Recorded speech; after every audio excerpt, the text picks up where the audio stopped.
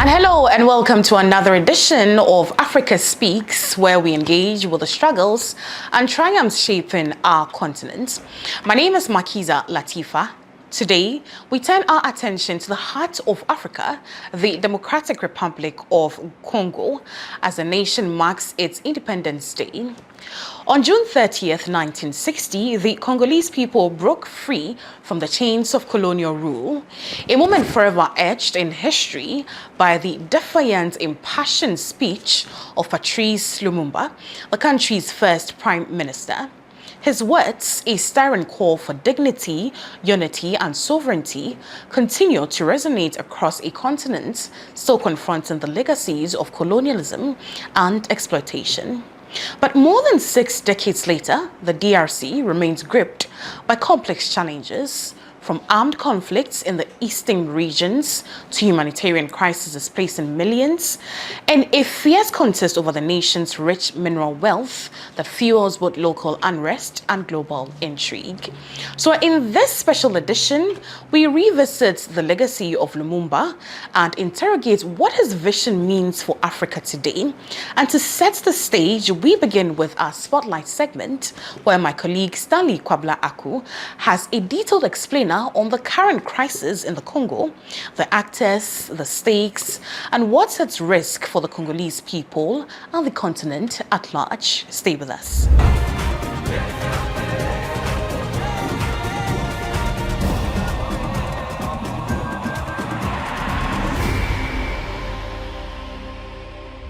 Hello and welcome to Spotlight with me, Stanley Koblako. Today we turn our attention to the Democratic Republic of Congo, a nation of vital importance to the African continent, whose struggles reflect the challenges before us as a people. Now, the DRC celebrates its Independence Day on June 30, and on July 2nd will mark the birth of centenary of its great leader and Pan-Africanist icon, Patrice Lumumba. But this resource-rich country has for decades been the site of conflicts and loot of mineral wealth, a conflict that has been backed and aided by the West. The fighting peaked this year when the M23 rebel group, which is a proxy of Rwanda, captured the city of Goma and made further advances. Now, thousands of Rwandan soldiers took part in this fighting. Thousands of people have been killed and thousands of hundreds have been displaced. Ugandan soldiers have also entered the DRC. Human rights agencies have reported torture and other atrocities in areas taken over by the M23. Now, while various mediation efforts by African countries failed, the US and Qatar entered the scene and, driven by greed for Congo's mineral wealth, trying to bring about peace. We are recording this a few days before June 27, when the DRC and Rwanda are to sign a peace deal. It is unclear if the deal will stop the fighting, but what is clear, however, is that the deal aims to enabling further loot of DRC's resources. The Congo's mineral wealth has been a key reason for the conflict. Minerals from mines in areas controlled by the M23 are illegally sent to Rwanda, for which they are exported to other parts of the world. These include coltan, which is essential for the manufacture of electronic goods. The US has made it clear that one of the aim of the peace treaty is to help it get access to the DRC's minerals.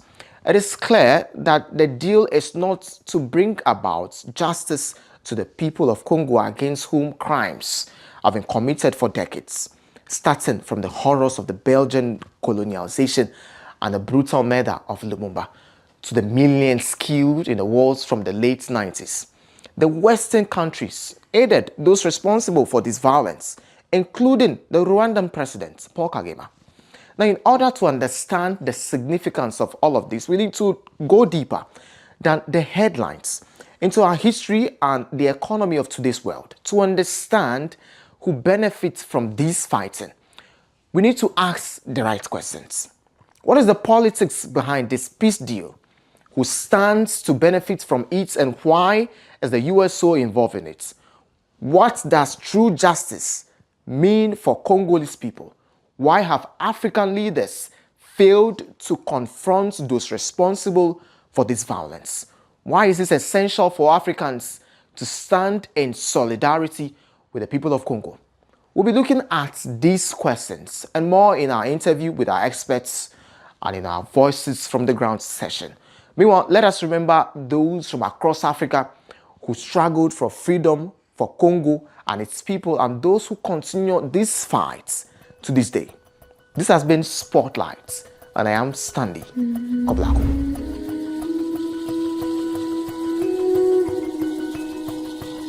Right, let's now move on to our next segment, Experts Speak, where we are honored to be joined by Kambali Musavuli, an analyst with the Center for Research on Congo-Kinshasa, a leading voice on Congolese affairs and Pan-African advocacy.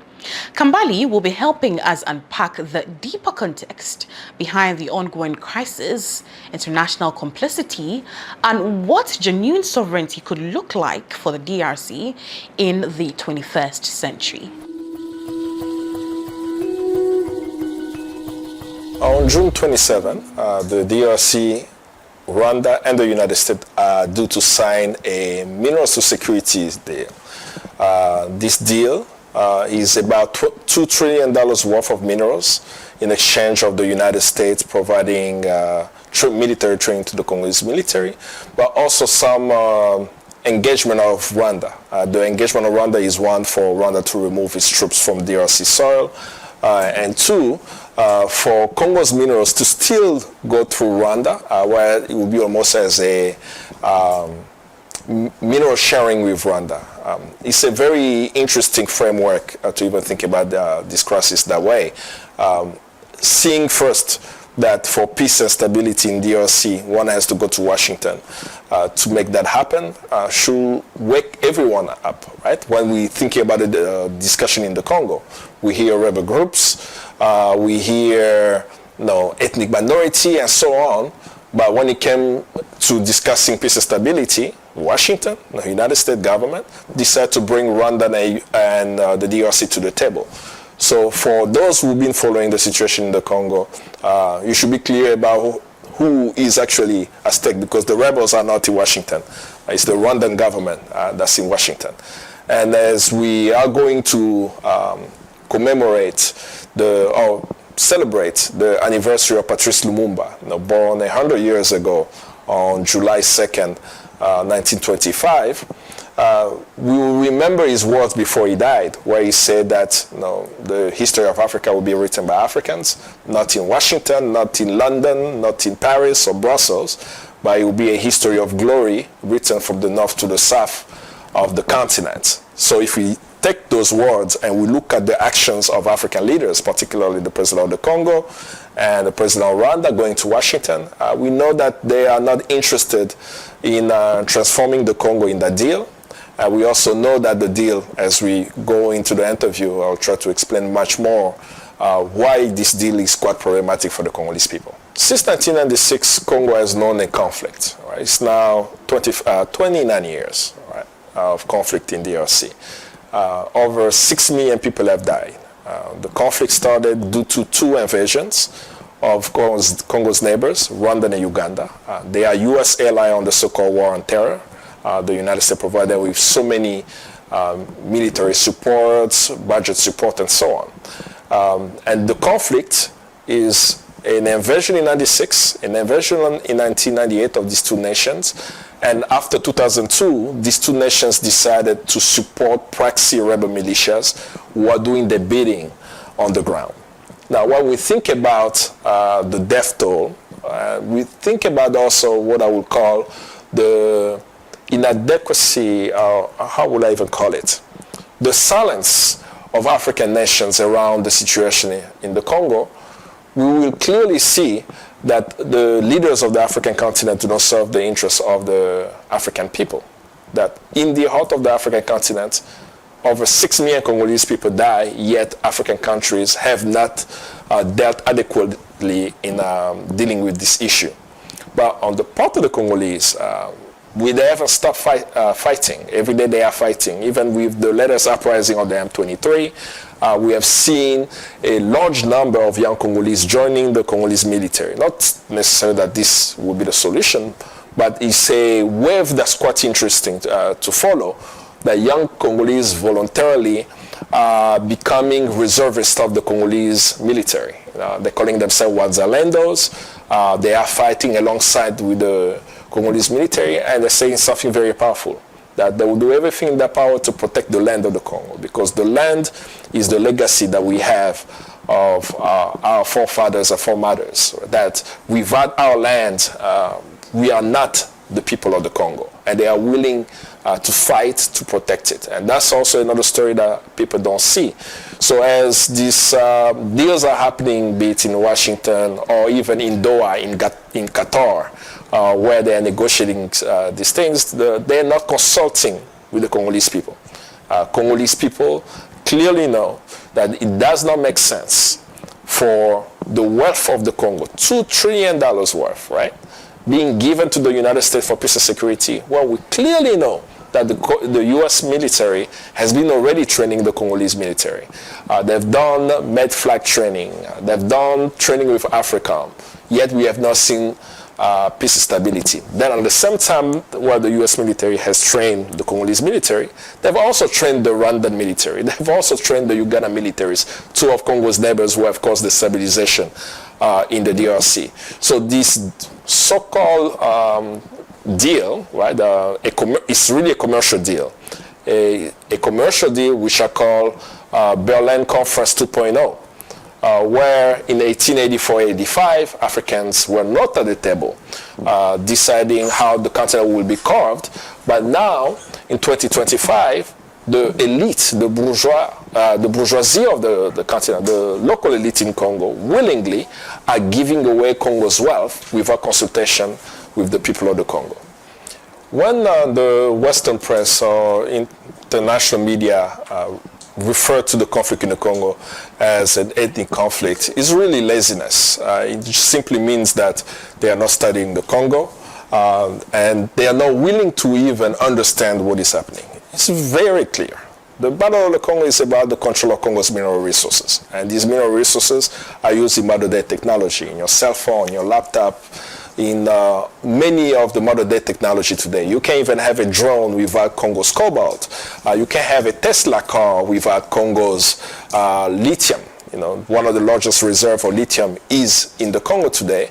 And while they speak about ethnic minorities or ethnic conflict in the DRC, Bill Gates is flying into the DRC just this past May, signing a deal with the DRC worth $1 billion to get access to Congo's lithium. Now, where's the conflict in the discussion? So it's really laziness whenever it's framed that way. And another way to even think about it, Congo has over 400 ethnic groups. So if we say that there is an ethnic conflict in the Congo, which tribe is fighting which tribe, right? And the millions who have died, which tribe are they, right? So you start thinking and say, why are they always pushing this narrative? It's to really make the situation in Congo much more confusing to the ordinary, the average person, so that they don't pay attention to the situation in Congo. And it's important for the world not to pay attention for their interest. Because when you pay attention about what's happening in the Congo, then you take action. You want to know more, you want to actually stop it. But the more and more people look at the situation in the Congo and say, this is a very complex situation, this ethnicity is killing that ethnicity, I don't want to be involved. That's when you see Bill Gates flying in, because no one is paying attention about what Bill Gates is doing in the Congo, what Elon Musk is doing in the Congo, what American companies are doing in the Congo. So it's a very reductive analysis to present the situation in the Congo as an ethnic conflict. It's about control of the land, control of the resources, not for the benefit of the Congolese people, but for the interests of corporations and Western interests. Congo is so essential in 2025 for what we are calling the fourth industrial revolution. No, you cannot have a artificial intelligence without Congo's minerals. You can't have all these high-tech devices without it. And as Mao stated clearly, that whoever controls the Congo controls the world. We see that with the United States. As the deal was presented to them, Donald Trump, who made a lot of derogatory remarks about the Congo, talking about Congolese are criminals, are coming to the U.S. At some point, you use that as a ploy to mobilize his base in the U.S. against immigrants. No, always mentioning the Congo, often mentioning the Congo in his campaigns. But we see now that he's the one quickly speaking positively about the Congo when it comes to the minerals deal, right? That way he's saying that he should get the Nobel Peace Prize for bringing Rwanda and Congo to sign a deal. So we see the interest of the oligarchy or the ruling elite on the outside of the continent. They are colliding with the ruling elite of the continent, just as they did with slavery. But the people, as I've continued to say, they are still fighting. We are commemorating the 65th Independence Day of the DRC, and we are continuing to push the ideals of Patrice Lumumba until the Congo returns in the hands of Africans, serving the interests of African people rather than of a selected few elites on the continent. There cannot be peace in the Congo without justice. It sounds very cliche, but as a Congolese, I clearly understand that. When we are talking about the latest uprising of the rebel group M23 in DRC, it's because justice hasn't been served, right? Because when you look at the M23, the commanders of the M23 are former rebels yesterday who were raping and killing, be it in Bukavu, be it in Kiwanja, and in many towns. Even lately, the town of Kishishe had mass graves there, right? So what we've seen in the history of Congo for 29 years is that rebel groups are created, they go into communities, they commit atrocious crimes, then they're rewarded by inviting them to these fancy hotels to sign peace agreements. After the signed peace agreement, they integrate these criminals into the Congolese military. Few years later, they leave the Congolese military and start another mutiny and another conflict, right? And it's become a cycle, right? Now, we are at the same position where we're signing a peace agreement between DRC and Rwanda. And when we think about the framework of the discussion now, one will ask, if previous framework had mineral sharing agreement, had requests for Rwandan troops to leave the DRC and so on, how will that be different, right? Why can't, in 2 years, Rwanda support another rebel group? Because there is no deterrent, right? The only deterrent for war is accountability and justice. And that framework has already been put in the UN mapping exercise report, a report published in 2010, October 1st, 2010, that's when it was released. This report clearly states that what's happening in the Congo are war crimes, crimes against humanity, and possible genocide if proven in a competent court. And in the same report, it calls for the creation of an international tribunal for Congo. So for Congolese, we are clear. We don't need a peace agreement. We need justice. And justice will come with the implementation of a process to hold perpetrators of violence accountable. So any deal that is signed anywhere that is missing the element of justice is doomed to fail. That is really clear for the Congolese people. So that's on one level. On the second level is the fact that we are discussing the deal and we do not even know the content of the deal. Now we're seeing what the media is sharing. Tells us that the Congolese people don't even know what the Congolese government is signing. There was no discussion in the parliament. There was no discussion in the Senate and approval from our elected officials, nor even the approval of the Congolese people themselves. So the president of the Congo and his clique are signing an agreement on behalf of a whole country without any consultation with the people of the Congo. And we have to put that in context. We are talking about $2 trillion. The Chinese had a deal in the Congo that people called a deal of the century. That was a $9 billion deal. The world screamed, China is colonizing Africa. China is colonizing the Congo.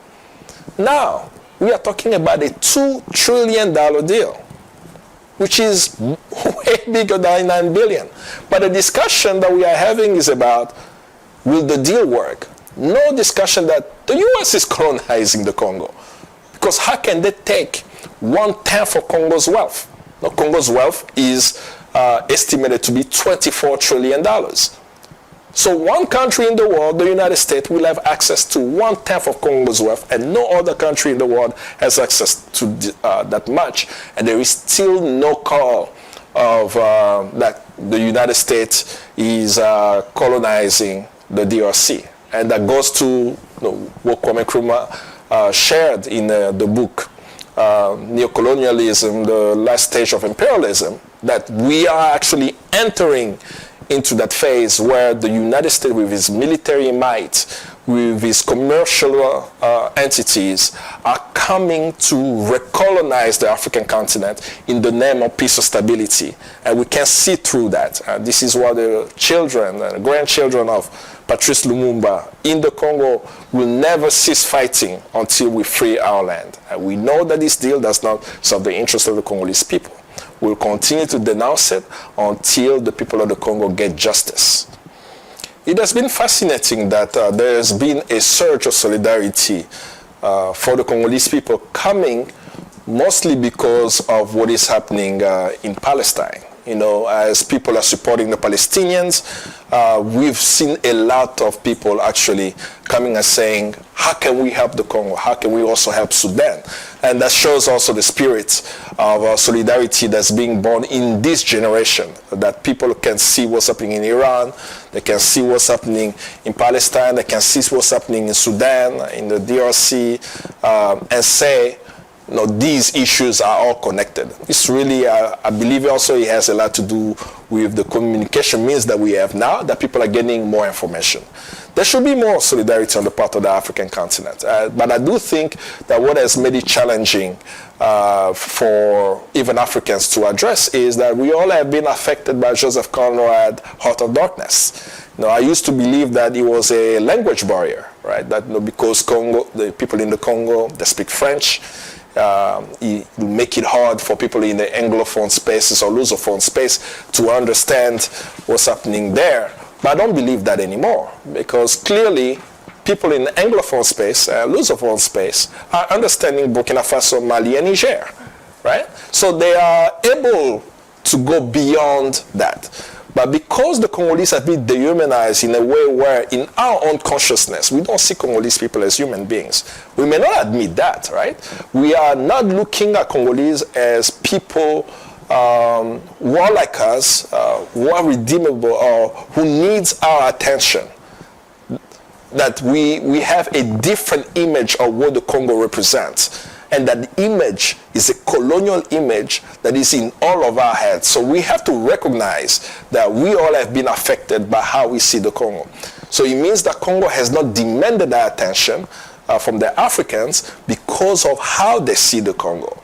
So it's a call for solidarity for Africans to see Congolese as human beings, to understand why. In a book called Toward an African Revolution, I will say it again, a book called Toward an African Revolution, written by Frantz Fanon. The last sentence of that book says, let us be sure never to forget it, that the fate of us all is at stake in the Congo. We should also understand why Kwame Nkrumah took it upon himself to support the Congolese struggle financially, materially, and even intellectually, to make sure that the Congolese who came to Ghana in 1958 had the necessary support to transform their country. And who were the Congolese who came here in 1958? Patrice Lumumba, Gaston Diomi, and Joseph Ngalola. These three Congolese came, and we know what they were able to achieve in 2 years after they went back to the DRC. Congo was free. That the independence of the Congo was a Pan-African affair. And in 2025, that's the Pan-African call. As the continent is going through a wave of solidarity, right? African nations are taking a sovereignist position. The Alliance of Sahel States, they are very clear about the importance of these countries having sovereignty.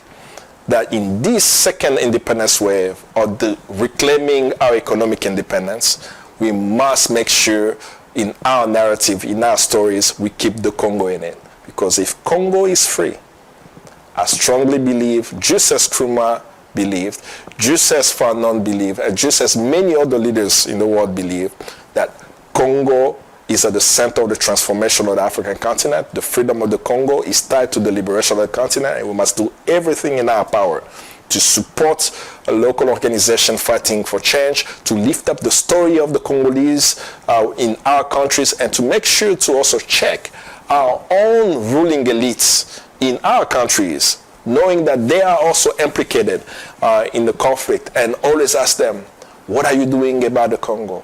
What are we going to do to free the Congo? Because if Congo is not free, Africa can't be the country.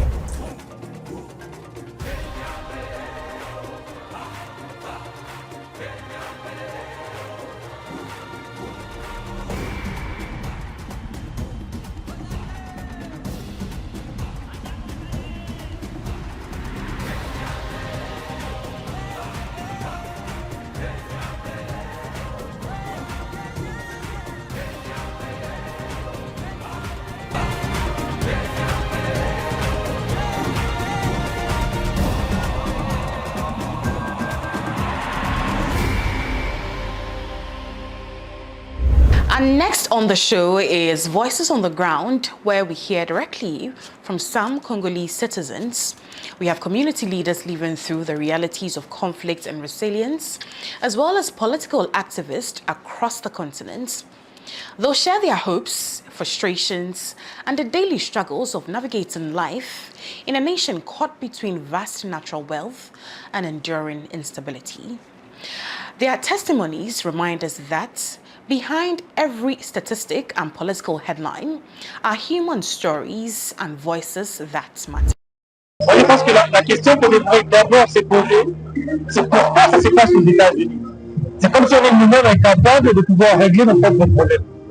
C'est du théâtre, c'est de l'incompétence bien définie. C'est noir sur blanc, ils sont incompétents. Ils essaient de trouver des raisons pour vendre le pays autrement, pour que nous, la population, puisse subir l'action. C'est pour leurs propres intérêts. Les États-Unis ne peuvent rien faire sans intérêt par derrière. Ils vendent le pays, ils vendent le minerai, pour que les Américains soient des médiateurs. On s'en fout qu'ils soient médiateurs. C'est pas en nous vendant que le pays ira mieux. Et quand on parle de la paix, c'est quoi la paix? On a besoin que la guerre revienne plus tard quand il y aura des problèmes par rapport à leurs clauses qu'ils signent. On a 5 ans comme chef de l'État, par exemple. Vous signez et qu'après, vous n'êtes plus là. Vous voulez que les conflits redégénèrent pour qu'on se rebatte à nouveau. On n'a pas besoin de la paix, on a besoin d'une cohabitation pacifique. Que les intérêts soient bien définis par rapport aux uns et les autres. C'est que ce sont des marionnettes, ce sont des malhonnêtes. En fait, moi, ça me choque, quoi. Donc, voilà. Ils sont incompétents. Ils disent des choses qui ne sont pas. Ils nous font preuve de ce qu'ils se disent que les promesses ne sont que des mots. Ils ne font que dire des choses qu'ils ne réalisent pas. Et on sait qu'ils ne seront plus là. Et l'histoire démontrera combien de fois qu'ils ont été incompétents et qu'ils essaient de vendre le pays par rapport à leur propre intérêt. La ville est administrée par nos pères qui ont pris possession de la ville. Mais en fait, personnellement, et côté familial, on ne prend pas cette administration. Pourquoi? Parce que l'administration, elle prend déjà des décisions avant de les juger. Donc, par exemple, vous avez un grand dossier, vous allez vers les tribunaux, on prend déjà la décision avant de passer par des avocats, bien sûr. L'administration est bonne, ils font très bien leurs choses, mais sauf que nous sommes en fait, le sort est déjà scellé avant que l'administration de prenne de bouger. Actuellement, la population revendique, par exemple, le gouverneur a donné dans tous les dossiers qui sont chez les procureurs de partout, doit juger à la bienveillance.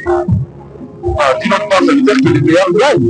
Notre connaissance, c'est que le mot à la bienveillance. Alors, cette décision est la première. La deuxième décision, récemment, on a beaucoup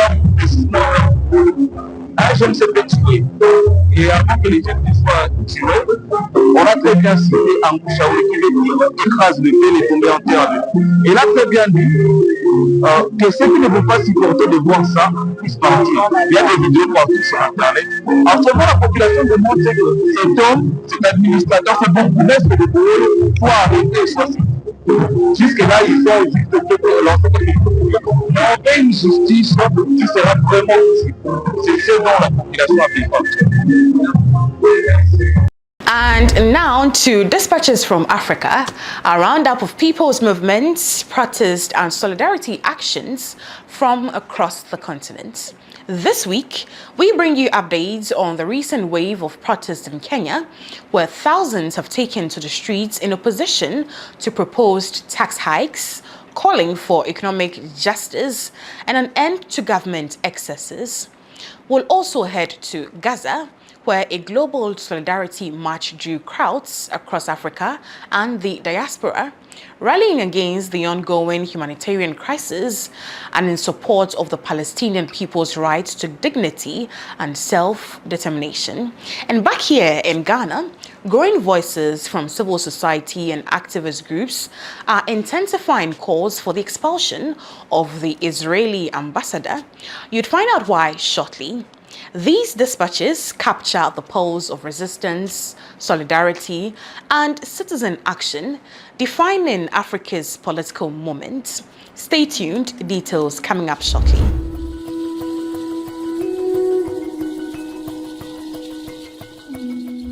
So I'm Gatanga Ndongo. I'm a member of Mothers Center, a member of the Social League. I coordinate participatory action research at Mothers Center, which is part of the nationwide social justice working group center in Kenya. I'm also a member of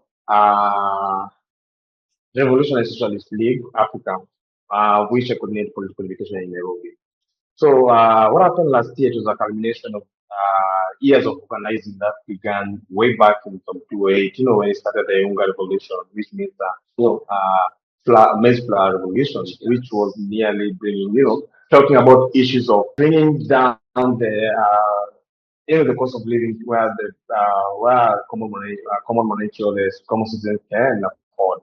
So in last year, when in June last year, our financial year runs from July to June to end of June 30th. So we were going through the Finance Bill 2024, and there are these provisions that were being introduced into the Finance Bill, which were seen as very suppressive, and also did not cater for the majority poor who actually marginalized in our country. What we saw is that there was this ad by the people to engage more in the finance bill, and because a lot of people felt they were pleased by the kind of provisions that were being provided in the bill. So there was the car levy bill, there was the issue with seeds, and there was the issue with other basic commodities, being that have been exempted from some taxes before. Now these taxes being introduced, and I think a lot of people felt that the burden of tax was being was being sheeted out to the full majority and not to the those who are somehow able to pay taxes. And they felt that the silence would have been, complicit to all the things that the government was trying to pass. And yes, I would say there are a lot of things happening that triggered the protest that we had. But then this has been more of a culmination of a lot of organizations that have been happening in the country. And other issues such as police brutality and police use of force, they've been having a lot of issues of extrajudicial killings in the country.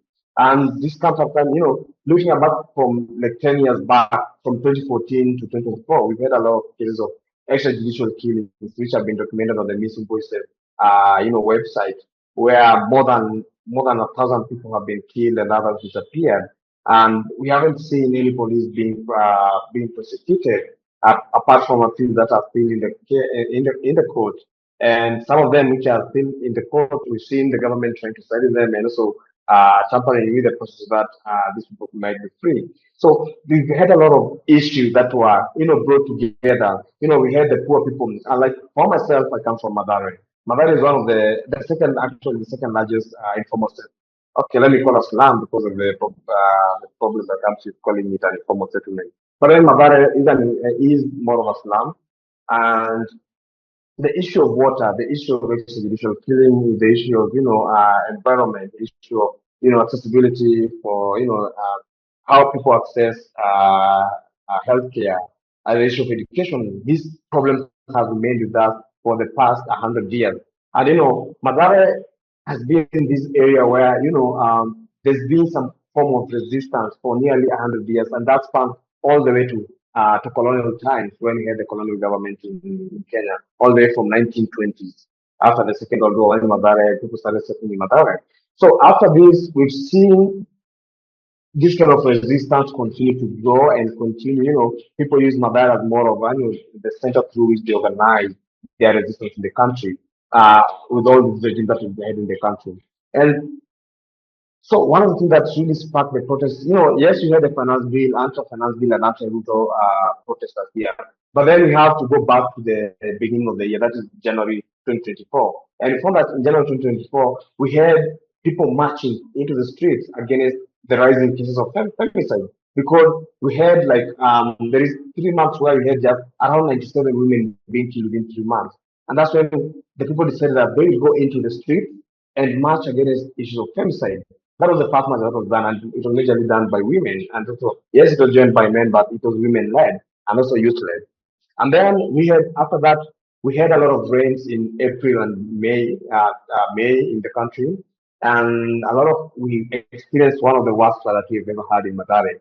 And after that, we expected that the government should come and maybe help its people, during their time. But then, through a rude shot that the government came and started, doing some forceful eviction in Madara community, in Korogosho and other, slum areas or poor neighborhoods. And this left a lot of people, living in shacks and living in very deplorable conditions. And they actually just exacerbated the condition that was there. The worsened what was there because, yes, water was a problem, but now the issue of access to water became more of a big problem more than it was before. And after this, I think this kind of pain and anger and frustration and the continued, we saw a lot of MPs, we saw a lot of leaders, living in opulence and even just exposing just showing their opulence openly to the public. Yes, the government was saying, we need to have some kind of austerity measures in the country because we could not afford a lot of things. We've had a lot of issues on issues of such as debt, odious debt. We do not know the amount of debt that the government has been taking and how they've been utilized. There's a lot of reports that were in the public domain from the Auditor General, from the control of budget. There's a lot of misuse of public resources and very really the government having very long priority.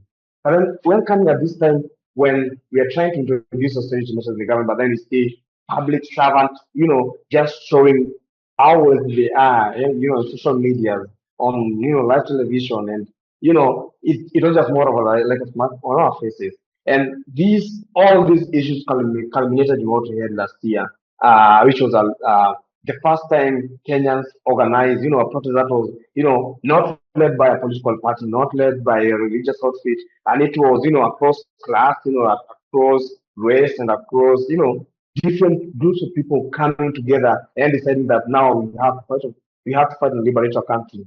Before we had this kind of protest being organized, also by the political leaders, also from different parties and different, also from the position. But for the first time, we saw a movement that was at the time leaderless and partyless, bringing such a big, massive stance in the country. Because as usually, this was one of the successful protests that we've had in the country. Having more than 35 out of 47 counties being in protest, conducting protests in one day. It was really massive. And for the first time, we saw, people breaching into the parliament and, taking back their power as the people. Our constitution, Article 1 of the constitution says that all sovereign power belongs to the people. And this was symbolic in a way, when the Gen Z stormed the parliament and took the mace, the parliament mace, it was symbolic of the people taking back their power because the oversight role that the MPs had been given by the people, they had failed terribly because they've been seeing more of, very complicit with the executive arm of government. And we felt that now they violated, the doctrine of separation of powers between the executive, parliament, and the judiciary, because now you're seeing parliament just passing bills and laws that are just for executive, and without them being able to interrogate what these bills mean for the people. So this was very symbolic in a way that the people were taking back their power, because in a representative democracy such as Kenya, it's like we donate power temporarily to a group of people to to represent us for a time, but then we can't take back that power if we feel you're not represented. And that is what happened last year during the Gen Z protest. So one thing, we had some few setbacks in that we were leaderless, and we claimed we were leaderless and we were not organizing a political party. That made us fall into some kind of pits, because yes, to some extent, it was good and wise to be leaderless, because there was a lot of onslaught, and there's a lot of the state using all its machinery to target people who are seen as leaders. So us being leaderless and parties at that time really helped. But then what will have happened immediately after all this? We would have galvanized and consolidated our forces into a party and with leaders, but leaders who cannot be corrupted. I think that happened because of the suspicion that we have, in our country. We have a long history of, political betrayal. So the people felt that maybe by having few leaders, it was probable that they could be, they could betray the cause, or they could be bought by the government. So it remained partyless and leaderless, which came at our detriment because we never galvanized our forces and everything. So, come this year, we are planning to commemorate the Gen Z, June 25th, because for us this was a big moment for us. It reminds us of the heroic struggle that we had last year. The blood that was shed. The people who gave uh, who watered this revolution with their blood, and some with their tears, some with anything that they had. So we've been planning on how to commemorate this, because also all along from last year we've had a lot of after we backed down from all these protests, we've had, like it's like we more of strategically gave the government some time to try and implement some of the demands that we had given them. One of them, to come up with a new clean cabinet team, because we felt that most of the people who are in the cabinet were just political appointees, and some of them were very corrupt, some of them were murderers, and and we felt they could not carry the dream of the Kenya we want forward. And to our shock is that all these people were, yes, they were sacked, but then they were reinstated again. And he also added some few other political appointees who also were found to be having, a very bad, or how will I put it? People who have been mentioned in various corruption scandals, people who have been involved in murder cases, people who have been in court due to some issues on some being charged on issues of drug and drug peddling, smuggling of drugs in the country. These are the people who saw coming into the government, and we saw the opposition side of government coming into the government, and there's now this confusion that we do not know which side the government is and who are in the opposition. And after all this, we expected that all these things that we had talked about, the finance bill, about the issues of governance, about the odious debt that the country owes, the kind of like this kind of government that we see, a very bloated government where it delivers nothing. That they will work on this and also issues of service delivery to citizens. But then all these years we haven't seen that. All we've seen is the government, William Ruto, trying to crack down on any dissent, trying to crack down on opposition, trying to crack down on civil society and any other people who are vocal from the from the left spectrum of our political sphere in the country. And we've seen a lot of people being disappeared. We've been seeing a lot of issues of extrajudicial killing, police killing at point blank, continue to rise day by day. And that is why we started having our protest last week. From last week, Monday, we had protests in the country. And it is, to try, and address this issue once and for all. And it is not that we're just going to commemorate about those who have been killed, but then we are trying, to raise the voices on those who were killed and also raise issues such as the finance bill, because even the 2025 finance bill has issues that we felt were never addressed. And yeah, that's what we are organizing at the moment.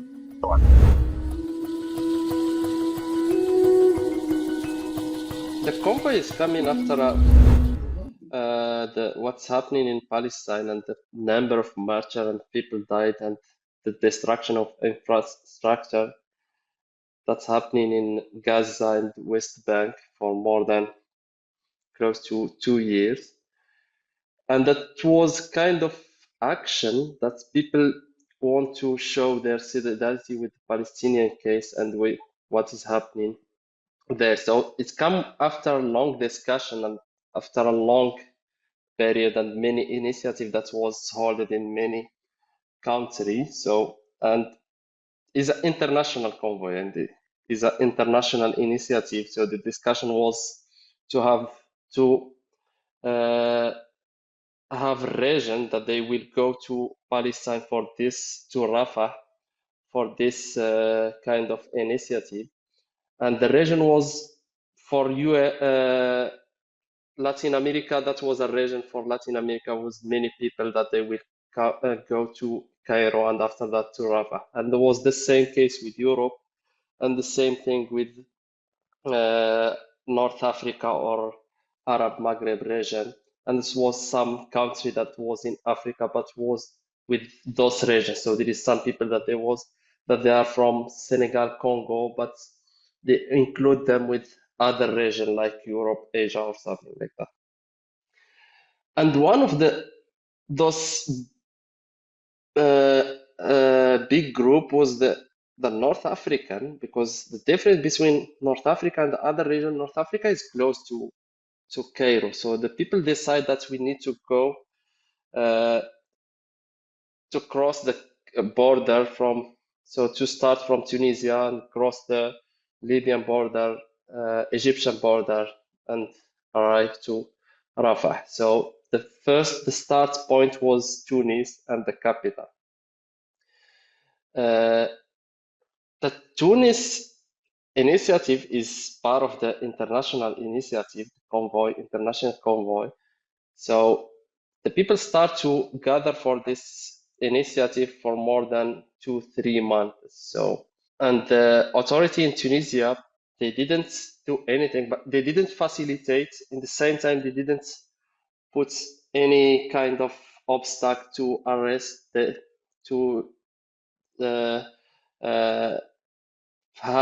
make some issue for this initiative, but in the same time they didn't facilitate it. So they start from Tunisia and they cross Libya to arrive to Cairo.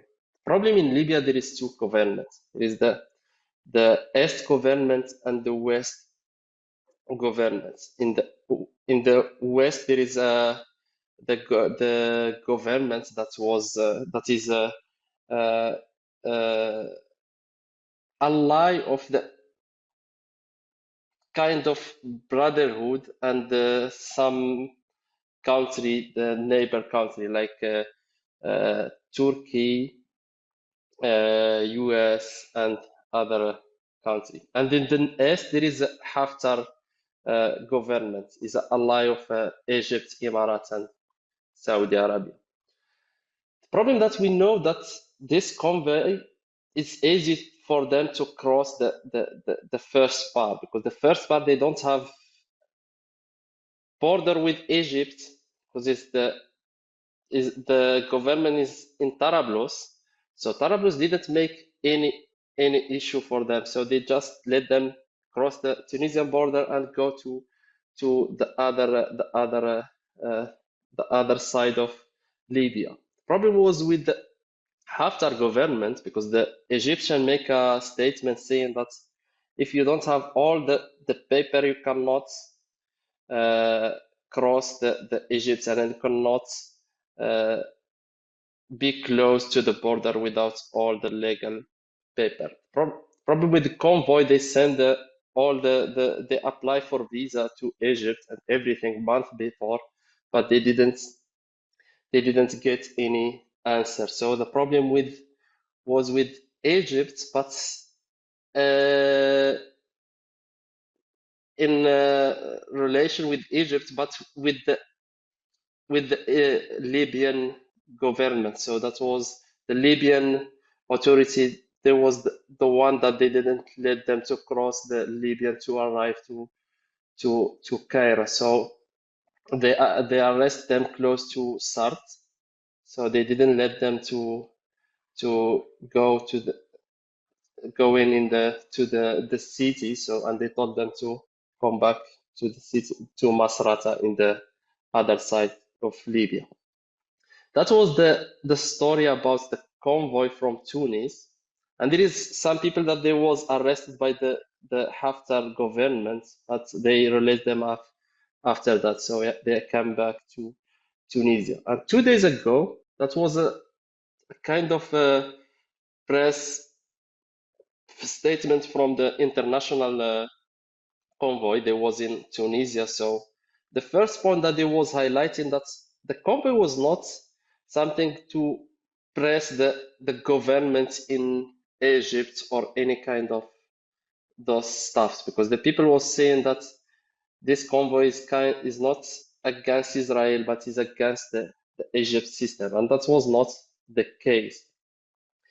And also because there is many people that they are part of this convoy was arrested in Egypt but released after, and there is many people that there was beaten in Egypt. The issue with Egypt that you cannot go to Rafah, because to go to Rafah you need to have a kind of permission from Interior Ministry, and the people inside the Egypt, they cannot go also to Rafah. It's a part of the Egyptian territory, but the Egyptian cannot go there without permission. And we remember that was a kind of initiative was made by the journalist union in Egypt. So they want, I think 6-7 months ago, they want to make a initiative, solidarity initiative with Palestinian by going to Rafah and press the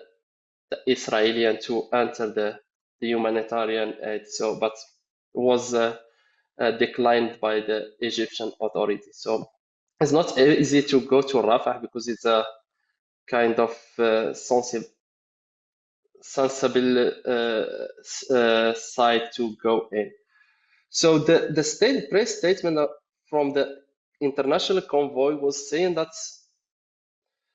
it was not thinking that we need to make a pressure on the Egyptian or Libyan or any kind of government, but the idea from the convoy was more that we feel that we are not doing anything. That was for us more than for the Palestinian or the Gazian. So for the international convoy, in their last statement, press statement, they was speaking that will be another initiative in the same with the same idea, but will be more organized, because the last time was a little bit some individual organization or something like that. So that was not enough organized. So they are speaking that it will be another initiative with the same idea, but will be more organized, and they will have more time to contact all the governments and all the embassy to achieve it. No, the march from Tunisia didn't arrive to Egypt because was arrested in the east side of Libya. So because of the Egyptian system, so they was saying you cannot cross the country without the legal paper, and also because the Libyan Haftar government was saying the same, and we cannot let you to go to close to the border without legal paper.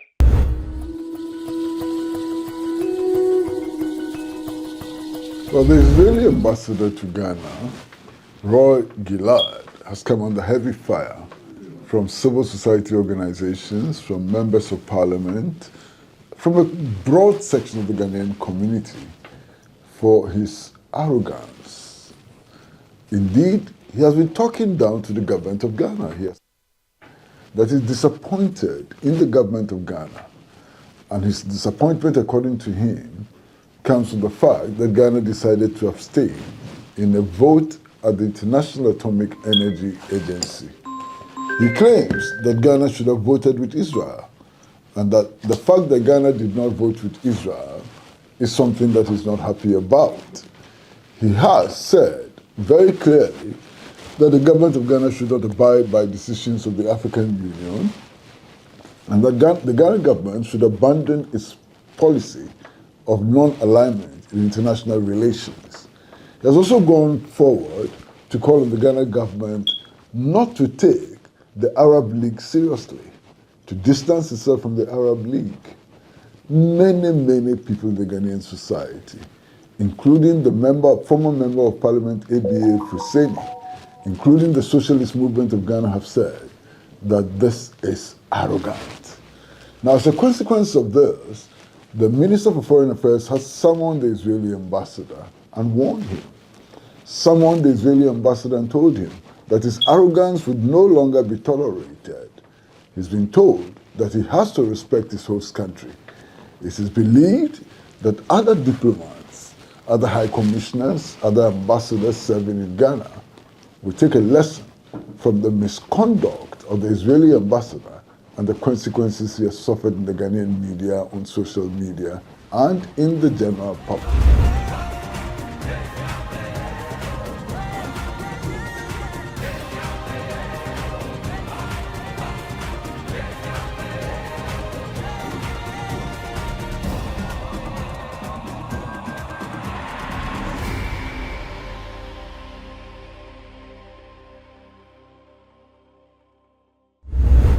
And next on the show is our word of the day.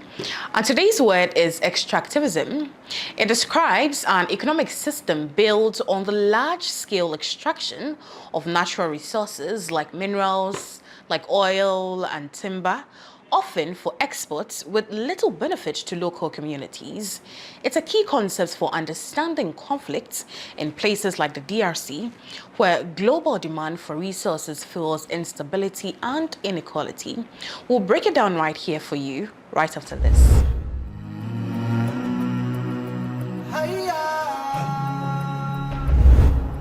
And on today's episode of Africa Speaks, this is Word of the Day segment with me, Vicky Wilson. Today, on this segment, we are looking at the word extractivism. Extractivism. Have you heard about it before? What do you think it is? Let's dive right in.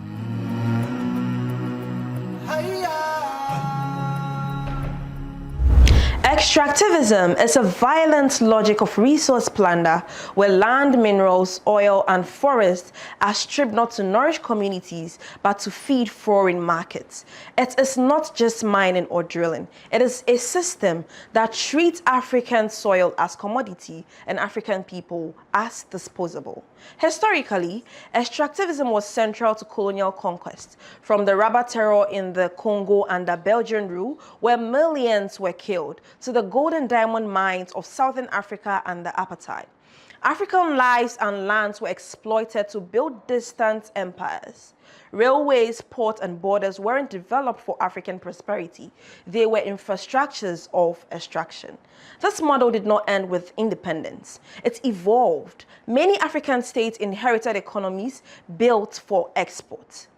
From uranium in Niger to oil in Nigeria, bauxite in Guinea to coltan in the DRC, foreign corporations enabled by political elites continue to loot the continent's wealth. What remains is toxic water, dead soil, displacement, and dependency. In Ghana, British colonialism thrived on gold extraction. The name Gold Coast reflects how deeply extractivism was embedded in colonial rule. Mining towns like Obuasi and Tokwa were one symbol of wealth. Now, they struggle with joblessness, polluted river, and crumbling infrastructure, while multinational corporations extract profits. In Nigeria's Niger Delta, Oil has brought misery and not development. For decades, companies like Shell and Chevron have made billions while contaminating the land, displacing people and militarizing the region. Fishermen cannot fish, farmers cannot farm, and activists like Ken Saro-Wiwa have paid the ultimate price for defending their lands. Extractivism is a global system with local consequences. It displaces communities, destroys ecosystems, and reinforces neo-colonial dependency. It is economic violence in slow motion. As Pan-Africanists, we understand that the struggle against extractivism is a struggle for liberation. The same global forces that divided Africa at the Berlin Conference continue to dictate its development path through unequal trade, debt traps, and militarized zones of extraction. But across the continent, resistance is growing. In Ghana, communities are confronting illegal mining that poisons our rivers. In South Africa, activists resist extraction on sacred land. In Kenya, the Sengwa defend ancestral forests from eviction. These struggles are connected. They form a continental movement for sovereignty. Kwame Nkrumah warned of dangers of neocolonialism. Thomas Sankara called for self-sufficiency and control of African resources. Their words remain urgent. Extractivism is not our destiny. It is a system, and systems can be dismantled. So therefore, let us rise with the land, for the land, and with each other.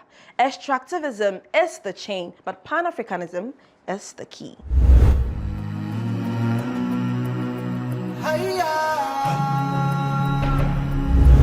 And now we move to our history segment, the segment where we honor the people and moments that shaped Africa's fight for freedom and for dignity. Today, our focus is on Patrice Emery Lumumba, Congo's first prime minister and one of Africa's most fearless anti-colonial leaders. We revisit his bold vision for a united, independent Congo, his historic independence speech, and the international forces that conspired to silence him. A story of courage, of betrayal, and an enduring Pan-African legacy. Please stay tuned.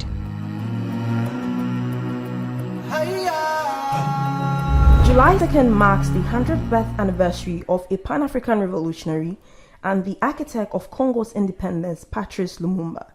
64 years after his death, Lumumba continues to embody the spirit of all people who seek liberation from the brutal shackles of colonialism, oppression, and exploitation. Born in 1925, Lumumba co-founded the Congolese national movement in 1958. From the beginning, he realized that Congo's struggle for independence was inseparable from that of the entire continent. In his speech at the 1958 Assembly of African Peoples in Ghana, he talked about the anxious desire to make Africa a continent that has rid itself of unrest and of fear and of any sort of colonialist domination. Lumumba was in the forefront of Congo's struggle for freedom from brutal Belgian colonialism, which killed off millions of the people, stealing rubber and leaving behind nothing for the people.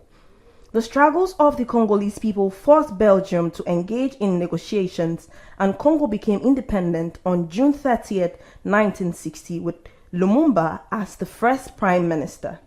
In his very first speech, he recalled that the struggle for independence was waged with tears, fire, and blood, and said Congo's independence was a decisive step towards the liberation of the whole African continent. Lumumba's radical vision would not be tolerated by the West. He was overthrown in a US-backed coup in less than 3 months, and in January 1961, he was executed with the connivance of the United States, Belgium, and other Western powers and their local allies, while the UN refused to intervene.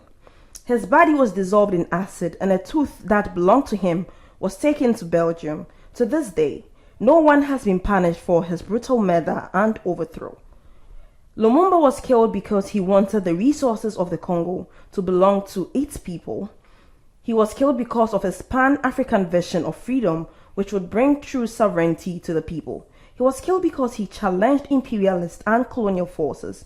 His struggles continues to this day, and his memory and legacy remains with the people of Africa and the people of the world who are fighting for justice and colonialism.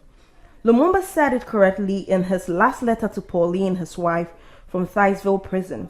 History would one day have its say. It would not be the history taught in the United Nations, Washington, Paris, or Brussels. However, but the history taught in the countries that have rid themselves of colonialism and its puppets. Africa would write its own history, and both north and south of the Sahara, it will be a history full of glory and dignity.